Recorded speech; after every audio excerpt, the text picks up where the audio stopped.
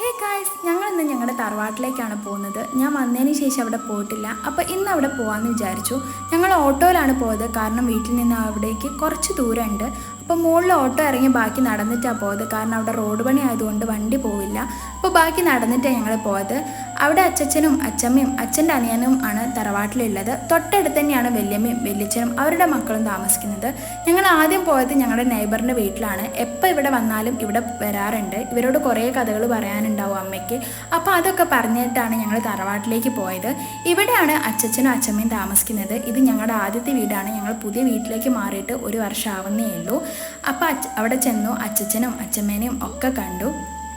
ആദ്യം അച്ഛൻ്റെ അടുത്ത് പോയി അച്ഛനോട് കുറേ കഥകൾ പറഞ്ഞു.